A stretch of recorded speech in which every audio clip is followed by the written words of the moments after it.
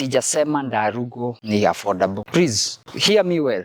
At the same time, people in the precast industry should stop selling affordable housing. So in the journey of finding affordable housing, hapo ndo sasa inakuja my house.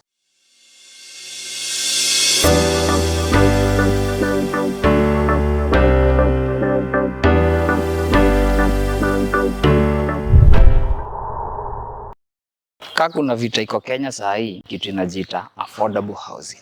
So what's affordable housing? That's basically ni kitu, is it for the 50% majority wenye wako below poverty, ama is it for the other 50% wenye wako middle class, upper middle class and the rich? Because most of the solutions tunapewa saa hii, even the government itself.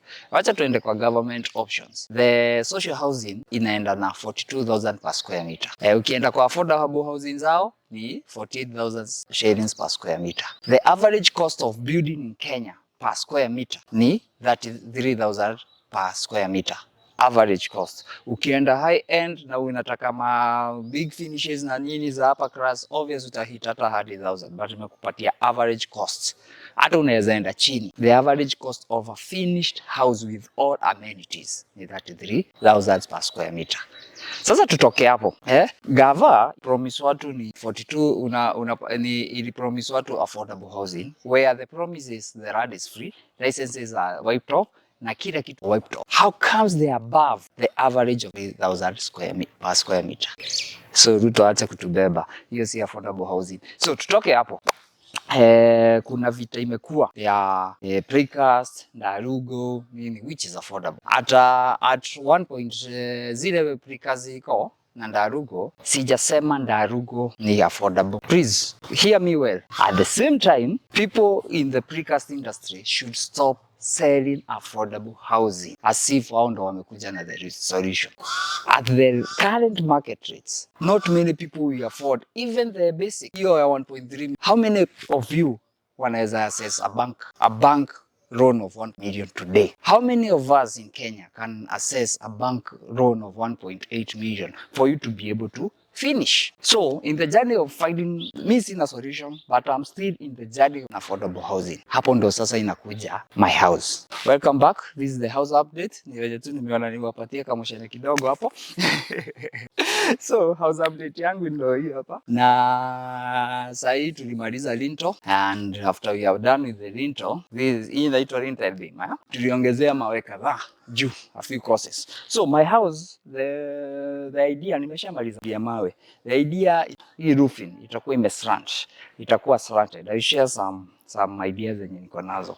Itakuwa slanted. Ikiwa slanted, hapo ndo tutapata sasa roof, the upper side itakuwa hii side na ile the lower side itakuwa. That's unaona kuna that difference ya mwa, and then huko nitaweka some windows. So huko katikati nitajaza tu mawe kidogo, which are already here. So far hii nyumba imetumia 950 pieces of Ndarugo so far. Penye imefika with the estimate nitaongezea about 50 to 100 za kujaza hizo gaps zitaachwa tukishaeka mabati. So this is 44 square meters, and the cost so far nikipiga hesabu yangu with nanjaru zangu zote zenye, because I'm resourceful as much as I can, which I'm going to share the resourcefulness imetumia. Imeni cost are about 235,000 Kenya shillings as for now.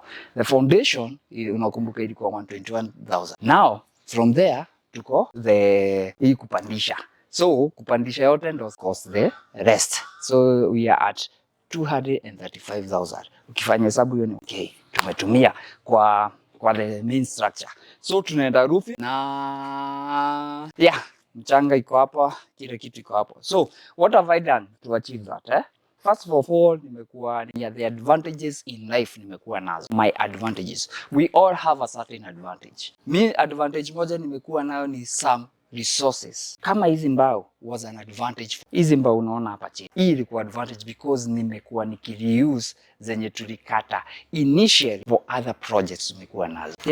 Chuma zenye nimetumia hapa kwa hii nyumba. Another, I'm resourceful. Nikaanza kutafuta hizi nyumba zinabomolewa.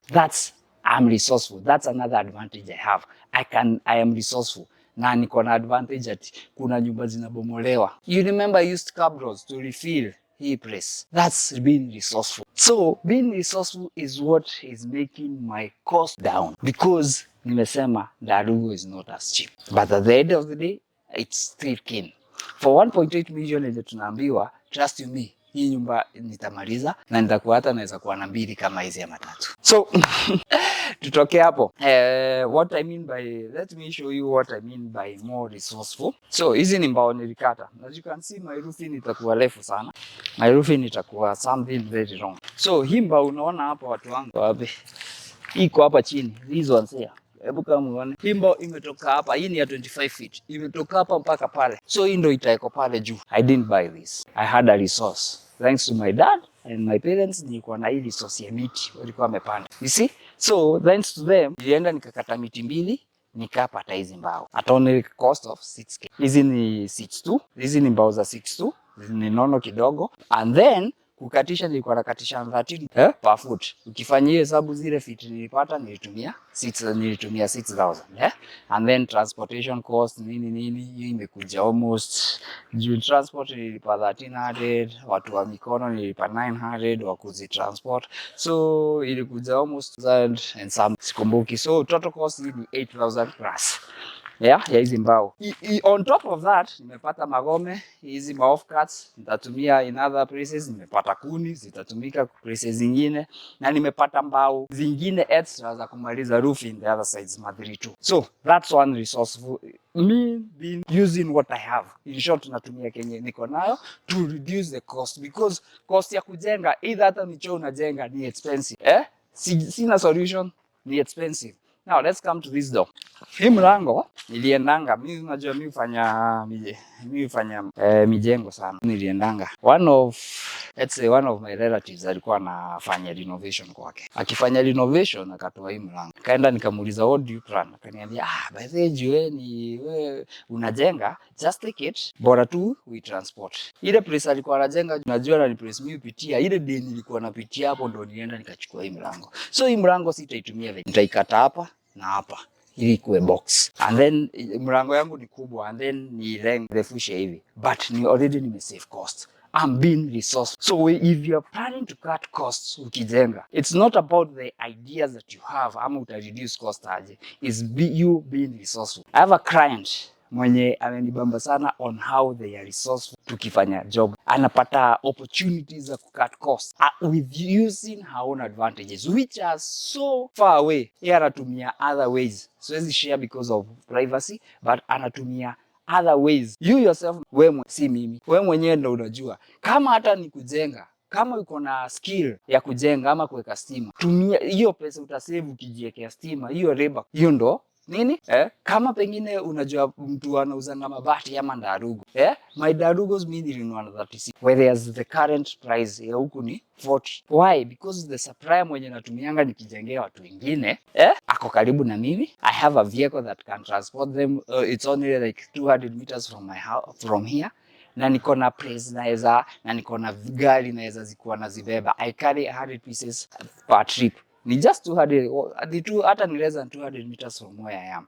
So that's an advantage I have. What advantage? That unaweza reduce cost. Uko na internet, uko na ideas, uko na you just being resourceful. That's what will reduce cost at the end of the day. Si story mingi. So guys, nitawapatia update.